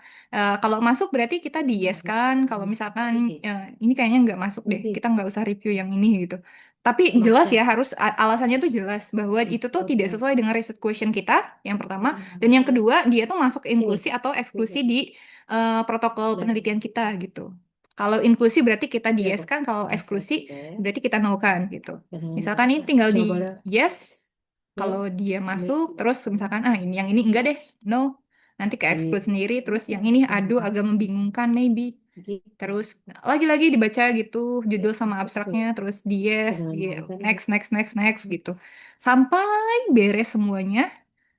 Setelah itu nanti mereka akan ke tahapan selanjutnya. Nanti setelah tahapan selanjutnya itu, setelah screening title dan abstrak, dia akan masuk studi yang sudah dieskan di sini, di title dan abstrak, itu akan masuk ke full text review di sini. Di yang masuk di exclude tadi ada 8. Studi yang bisa kita baca ulang itu ada 3. Karena tadi ngekliknya kan yes-nya 3 kali. Nah, dari studi itu kita harus baca nih full text-nya. Dia tuh masuk atau enggak. Kalau full text-nya udah masuk, tinggal di-include misalkan. Terus dia yang keduanya di-include. Tapi ternyata di sini kita menemukan ada, oh kok literatur review masih ada ya gitu. Setelah kita eliminasi di awal, ternyata masih ada nih kita kecolongan literatur review gitu. Enggak, soalnya dia enggak mencantumkan di judul. Tapi di bagian metode ternyata dia tuh literatur review gitu. Nah, kita exclude di bagian sini. Confirmnya karena apa gitu. Ada something wrong atau alasan lain gitu. Gitu. Confirm. Nah, dari situ nantinya kita akan dapat prisma dari sini. Jadi ini sangat memudahkan kita. Kita tinggal yes no aja dari sistem. Terus nanti prismanya kita bisa unduh. Nah, prismanya nanti tampak seperti ini. Dari 200 sekian studi yang masuk ke sini, nanti jumlah ini akan menyesuaikan studi yang masuk ke sistem berapa, didapatkan duplikat berapa, yang ineligible berapa, referensinya, terus study screen-nya masuk ke tahapan selanjutnya, terus ada 95 yang relevan, misalkan setelah dibaca full text, setelah dibaca title sama abstraknya, terus masuk ke selanjutnya, misalkan ada kita baca studi secara komprehensif di full text-nya. Setelah full text, ternyata kita makin sedikit. Nah, dari sini kita ada 55 nih yang harus kita review, atau paling paling sedikit itu kalau nggak salah itu tiga artikel gitu di tahapan akhir ini. Tahapan akhir ini ya minimal 3 artikel yang harus kita bahas gitu. Ya syukur-syukur kayak 10 atau 15 gitu. Itu udah normal banget kalau dapat 10 sampai 15. Nah, dari Prisma ini Prisma bisa di-download, nanti ini bisa ditampilkan di penulisan kita. Nah, terus eh benar. Ini masuk kan audionya? Masuk ya, masuk. Oh iya, oke. Masuk. Terus, nah dari Prisma kan udah download nih. Nanti juga Confident tuh udah menyediakan dia Prismanya bisa di-download langsung. Tapi kalau misalkan kita mau manual, screen manual gitu tanpa Confidence atau pakai alat yang lain dan menyediakan Prisma, bisa juga pakai ini nih. Kita pembuatan Prisma Flow. Ini juga, ini khusus untuk pembuatan Prisma. Ini bisa dicoba juga. Tapi untuk lebih singkatnya sih sebenarnya Confidence. Tapi keterbatasan gitu, cuma bisa satu project aja. Terus abis itu, Prisma udah dapet nih, tinggal kita tuh kualitas dari analisis kita tuh harus ada hal yang menjamin gitu. Nah, quality analyze namanya. Quality analyze ini tuh kayak gini bentuknya. Jadi nanti ada, misalkan kalau di sini nih contohnya ada 9 artikel nih. Studi 1, studi 2, studi 3, studi 4. Ini ada 9 artikel yang kita review nantinya. Setelah direview, kalau dan ditanyakan setiap artikel, nanti Bapak Ibu lihat di artikel studi 1 misalkan. Pertanyaannya ini, apakah ini relevan dan kayak relevan sama fokus dari question di review kita gitu. Kalau misalkan dia relevan berarti yes, kualitasnya apa gitu. Nah, nanti tinggal disesuaikan nih. Ada dia tuh kayak kita nilai gitu. Artikel yang sudah kita review tuh kita nilai. Di sini ada yang high, ada yang low, atau enggak ada informasi sama sekali. Nah, nanti tuh ini bentuknya akan ini juga bisa checklist sih sebetulnya. Nih, ya, checklist bisa mau di visual kayak gini juga bisa. Kalau dicontoh ini kualitasnya itu dicontohkan pakai ada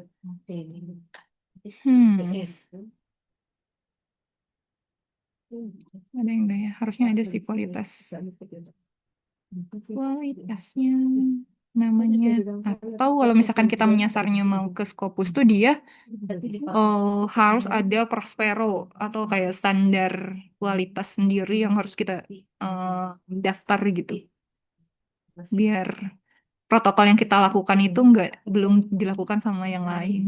Dalam artian kita tuh punya kebaruan analisis.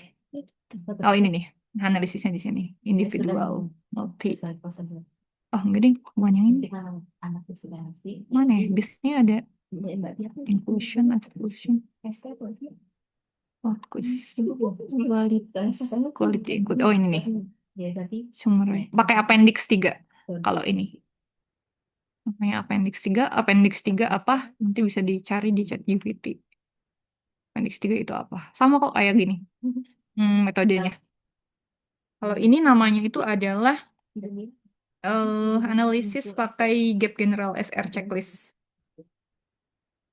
Dia punya apa sendiri? Punya file sendiri yang harus bisa kita baca untuk nge-cross check analisisnya. Setelah itu kualitas udah dapet nih, misalkan kita udah ngenilai artikel yang katakanlah tadi 8 artikel yang kita review, terus udah bisa diekstrak, terus Prismanya udah ada, terus protokol penelitian udah ada, terus apa lagi? Hasil seleksi udah ada, terus dari yang tadi yang paling bawah tuh dapat berapa dari Prisma? Misalkan di sini nih, nanti dapat 55 studi atau lebih kecil misalkan kayak ini kan belum selesai sebenarnya ya tadi penyeleksiannya. Kayak misalkan ada 9 studi yang bisa kita review. Nah, dari 9 itu dibikin tabel. Yang tabelnya itu seperti ini. Dijelasin nih, dibaca aja dijelasin. Gitu. Habis itu baru dibahas. Gitu. Setelah dibahas, nulis. Habis nulis, masukin Mendeley, terus nyari. Kalau Sinta, pencarian jurnal untuk kita masukin artikel, Bapak Ibu sudah familiar?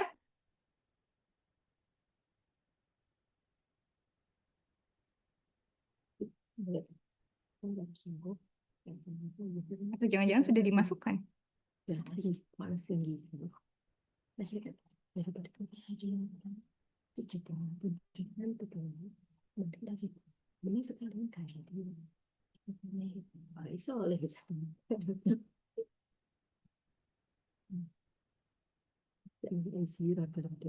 Oke.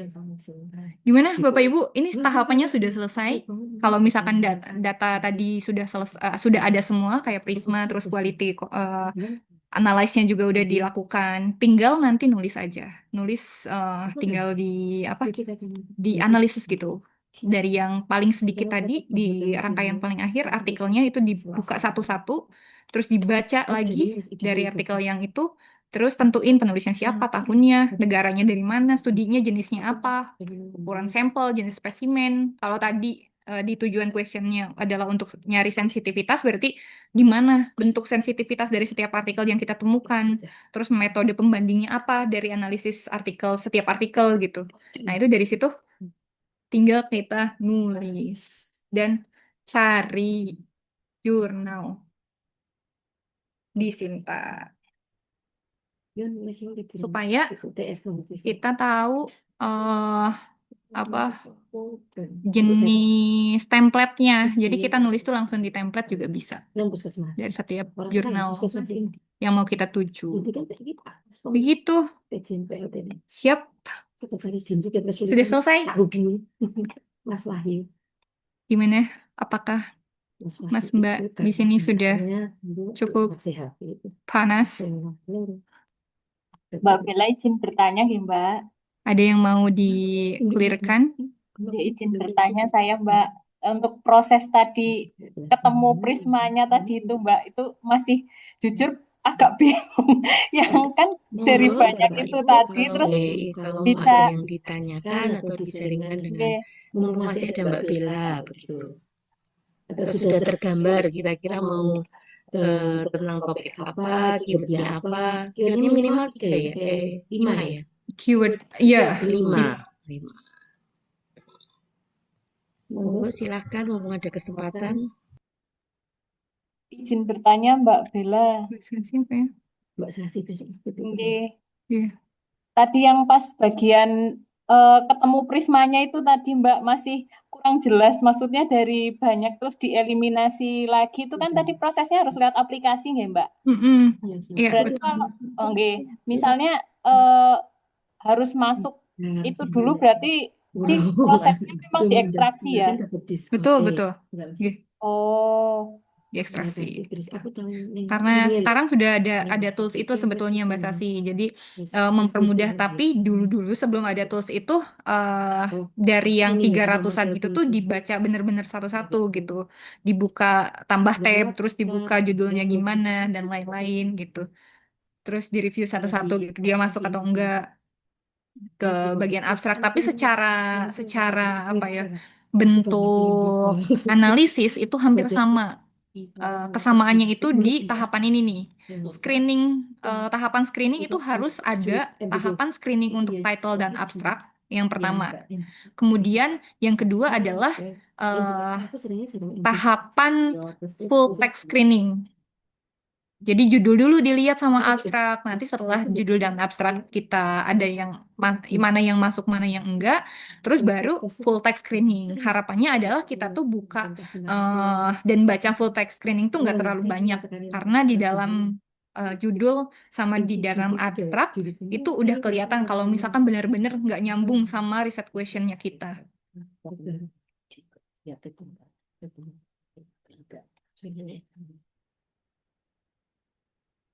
Begitu Mbak Sasi.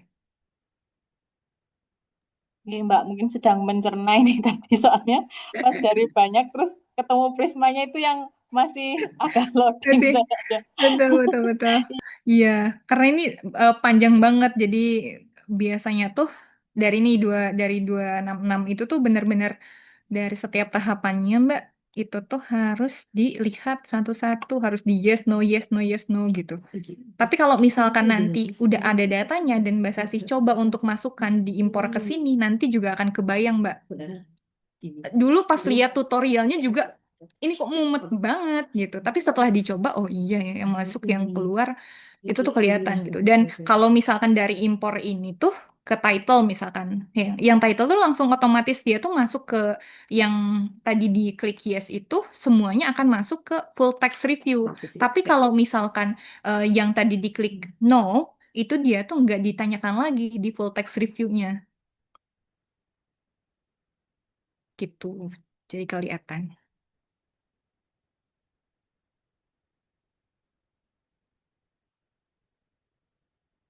Mbak Sasi tentang apa Mbak Sasi rencananya? MBG. Iya, Mbak tentang Sasi ini udah jadi tuh. keamanan pangan. Belum. Tentang ini keamanan pangan untuk program makan di sekolah gitu, Mbak. Kayaknya sebelum Idul Adha sudah submit itu. Waduh, berat ini Bu sedang iya mencerna penjelasan Mbak Bella ini.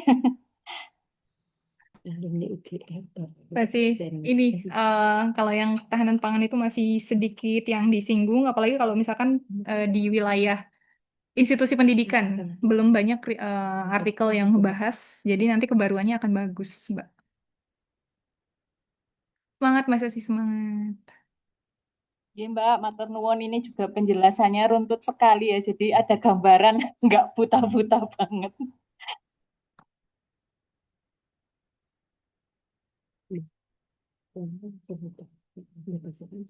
Izin bertanya Mbak Bella, Monggo.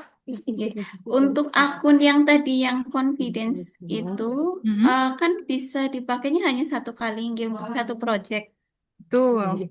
Nah itu apakah harus ganti email, apakah harus langganan, apa gimana ya itu maksudnya penjelasannya? Kalau saya sih biasanya ganti email, Mbak. Kalau langganan tuh dia berapa dolar gitu ya. Pas kita kalkulasiin kayaknya nggak nutup nih. Jadi mending ganti email aja. Kita bikin email baru atau punya email cadangan itu dipakai aja. Itu bisa diedit nggak ya? Misal dari pencarian yang kemarin kok kayaknya ada yang mau direvisi seperti itu bisa diedit nggak? Itu bisa. Itu bisa. Nanti kalau misalkan aduh tadi salah ngeklik malah jadi no, padahal harusnya dia tuh yes gitu. Nah itu bisa di review lagi juga. Oke. Terus untuk pertanyaan yang kedua itu misal yang dari Prisma itu kan ada misalnya nih 159 berarti kita benar-benar harus ngeklik yes no itu sejumlah itu ya Mbak ya? Iya, iya Mbak. Betul Mbak. Segitu. Iya, makanya pentingnya tadi di keyword, sensitivitas keyword, terus juga rentan jumlah sumber dan jumlah tahun yang digunakan. Jadi kalau bisa sih pas pengunduhan itu nggak terlalu banyak gitu. Di satu sumber ya di bawah 100 gitu. Bisa dispesifikkan lagi, misalkan di bagian apa limitasi question kita gitu sih Mbak. Nggak sedikit banget tapi nggak banyak banget gitu, biar agak mempermudah juga. Oke, baik Mbak Bella, terima kasih penjelasannya. Mbak Bella izin bertanya lagi. Iya. Tadi menyinggung dari Mpu Arum terkait tadi untuk apa search engine untuk pencarian artikel kita ya Mbak, karena ada PubMed dan lain sebagainya. Nah itu dasar kita untuk pemilih itu apa ya Mbak? Misal saya pengen di PubMed aja atau Sciendirect dan lain sebagainya, apakah ada minimalnya misal minimal 3 untuk search engine untuk artikel jurnalnya atau misalnya saya inginnya PubMed saja itu boleh tidak ya Mbak? Oke. Biasanya itu tergantung dengan kita nyasar ke jurnal mana, Mas. Kalau misalkan jurnal Sinta 3 yang masih Sinta gitu, dia belum Scopus, dia tuh biasanya nggak terlalu banyak juga nggak masalah. Kayak 2 atau 3. Tapi kalau 1 itu tuh sangat lemah sekali metodenya, karena kita pembandingnya kan nggak ada ya, gitu udah istilahnya. Nah, jadi kalau misalkan apalagi yang mau nyasar ke Scopus atau Sinta yang agak atas, itu tuh sumbernya bisa 4, 5 juga ada yang kayak gitu. Itu juga tergantung kita mau nyasarnya kemana gitu, Mas. Tapi untuk latihan 2, 3 juga sepertinya cukup engap. Semangat, Mas. Berarti 3 cukup ya Mbak, tidak bisa 1 ya? Jangan 1 Mas, jangan 1 Mas. Yes. Nanti dimarahin Bu Erna. Siap ya Mbak. Kalau 1 sumber Bu. Jodoh. Satu sumber gimana? PubMed doang gitu. Bisa. Nggak diterima di artikelnya, di jurnalnya. Di jurnalnya nggak mau kalau hanya 1 sumber. Boleh, cuma nanti untuk tugas kuliah, tetapi untuk sampai accepted sama terbit ya, publish tuh nggak akan terbit gitu kan, sayang. Itu kan syarat ujian ya, Betul. syarat kelulusan. Kelulusan. Ini kayaknya yang di sini kan insya Allah Desember. Siap. Siap, Desember 2026 katanya. Siap Ibu, terima kasih. Begitu, Mas.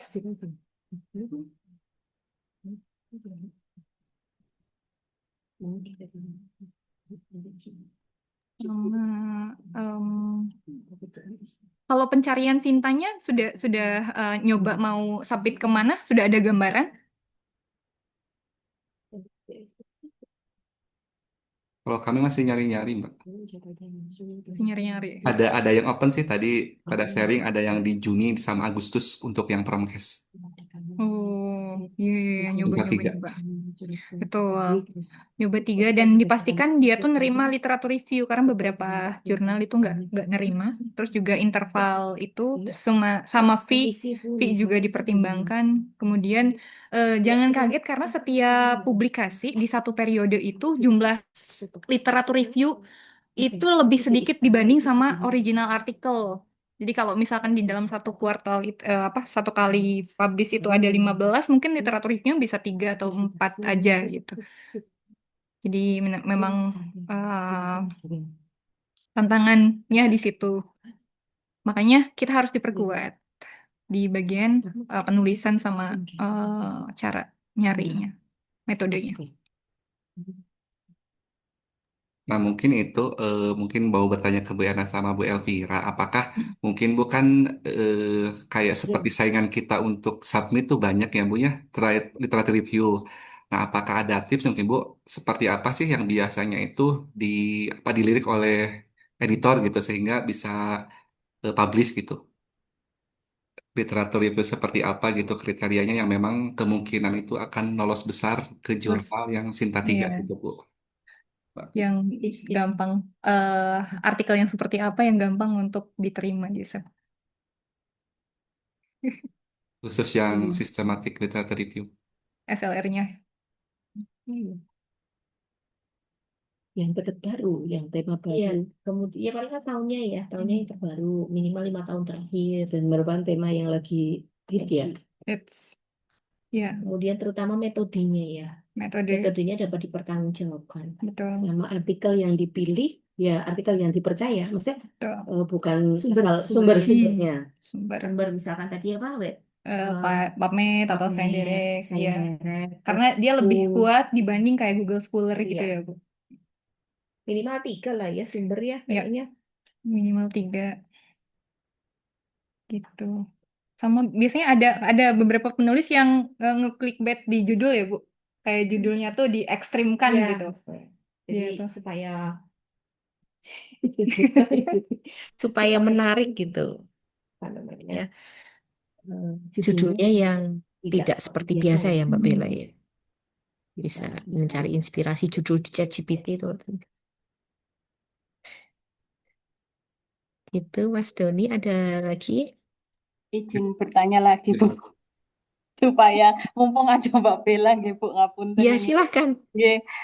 Kemarin Prof Dwi sempat menyinggung ngeten nggih supaya nanti Turnitinnya itu lebih aman itu dibolak-balik gitu. Maksudnya ditranslate ke Inggris terus nanti balik lagi ke Indonesia nanti baru Inggris lagi. Nah, itu gimana prosesnya nggih? Maksudnya apakah translate manual atau seperti apa gitu? Mungkin ada penjelasannya Mbak Bella, matur nuwun.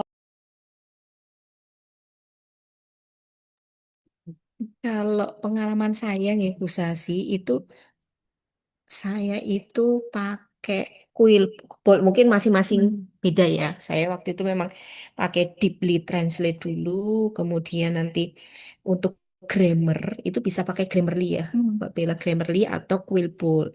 Di situ memang bisa membuat bahasa tersebut sesuai dengan parafrase dan grammar yang sesuai dengan bahasa Inggris. Nah, kalau seperti itu ya nggak harus itu ya Mbak Bella, nggak harus apa bolak-balik translate Indonesia ke Inggris, Inggris ke Indonesia nggak perlu ya.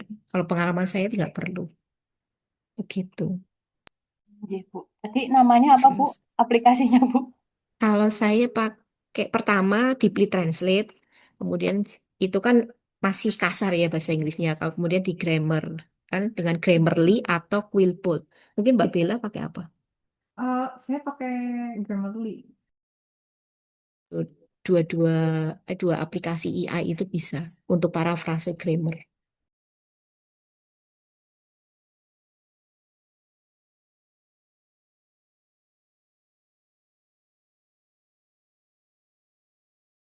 Ya, Grammarly juga kalau misalkan kita pakai lagi-lagi kalau pakai premium tuh dia udah ada AI-nya juga. Jadi kita bisa misalkan kita awam banget dengan grammar bahasa Inggris, kita tulis aja semuanya pakai bahasa Indonesia. Tulis semuanya pakai bahasa Indonesia, terus kita masukin ke Grammarly yang pro, nanti ada rekomendasi-rekomendasi untuk memparafrase. Nah, habis itu setelah bahasa Inggris, kita ada eh, di situ ada Turnitin AI di Grammarly-nya indeksnya berapa, terus nanti biasanya kalau di jurnal itu ada Turnitin manual untuk melihat kayak kesamaan dengan apa artikel sebelum-sebelumnya sama Turnitin AI. Jadi dua-duanya harus dilampirkan. Nah, sebelum disubmit dicek dulu itu, dicek ke Turnitin atau dicek ke Turnitin AI gitu. Nah, dia tuh biasanya kita pakai Shopee. Kita, kita nyari di Shopee. Biasanya ada kayak Turnitin berapa gitu. Satu kali Turnitin kita coba gitu. eh Terus hasilnya berapa. Kalau di bawah 20 itu aman. Kalau misalkan masih di atas, kita coba lagi di parafrase lagi. Paling gitu. Yang mungkin yang dimaksud bolak-balik di sana adalah ketika kita coba Turnitin sebelum disubmit tuh masih tinggi indeks Turnitin biasanya atau indeks Turnitin AI-nya. Sepertinya Oke, gitu. Mm-mm. oke Mbak, matur nuwun sangat.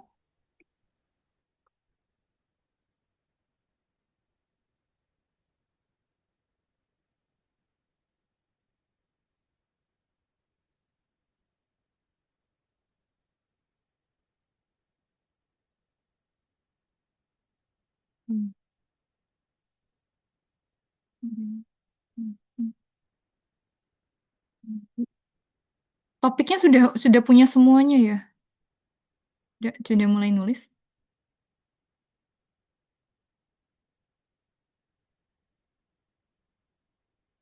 Coba. Untuk UNESCO kok pegawai Indonesia bilang, ya, apa sih? Drive. Tak coba kirim PPT-nya ya.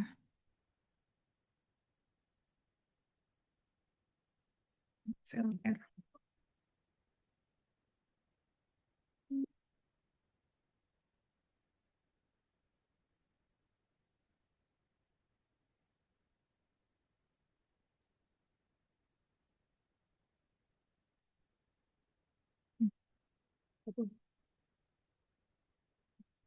Nah, ini yang atas itu yang dikirimkan. Yang pertama adalah Gdocs yang tadi digunakan, yang berisi link-link bisa dijadiin referensi. Kemudian yang bawahnya itu materi SLR, itu kemarin pemaparan yang dipakai jadi bahan ajar saya juga belajarnya dari situ.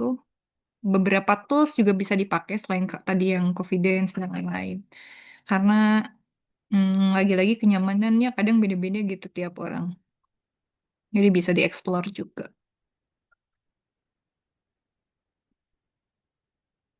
Begitu mungkin Bu El dan Bu Erna.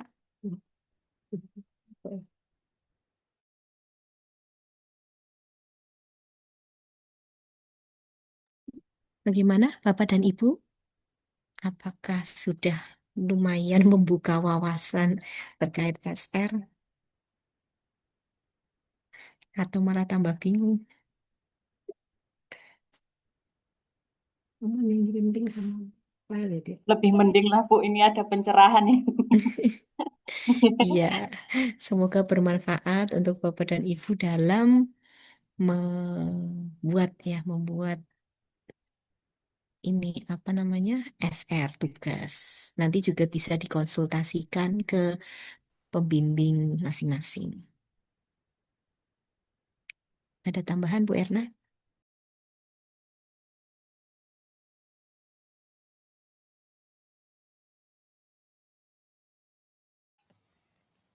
Sementara cukup Bu Elvira. Semangat buat teman-teman semuanya. Semoga nanti setelah UTS langsung, kan itu bulan Mei banyak libur kan, banyak libur bisa langsung cus, mungkin sebelum UAS sudah mencoba submit untuk SL-nya, kemudian sekaligus untuk proposal ya, proposal peneliti tesisnya ya Bu ya. Ya, sama residensi.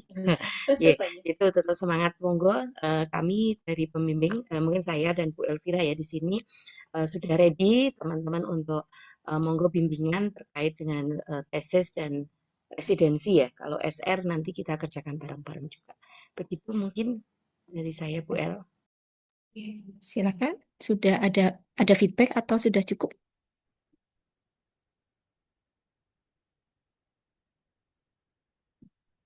Kalau sudah cukup, saya tutup Bapak dan Ibu. Terima kasih atas perhatiannya. Semoga tadi bermanfaat dalam penyusunan sistematik review ya untuk pembuatan artikel dan semester ini bisa submit sebagai syarat lulus ini apa namanya? Sebagai syarat lulus ya Mbak Bella ya. Harus Lagi yang 3 semester tuh. nah 3 semester. Desember kata Bu Erna accepted ya. Oke, terima kasih. Saya tutup. Wassalamualaikum warahmatullahi wabarakatuh. Selamat siang. Selamat sore. Waalaikumsalam Izin ya, warahmatullahi Bapak dan Ibu. wabarakatuh. Terima Nanti Mas kasih Doni Bu mungkin bisa Mbak share ya, Vina. apa namanya, rekamannya, Ya siap, recordnya. Bu. Nanti saya upload di YouTube.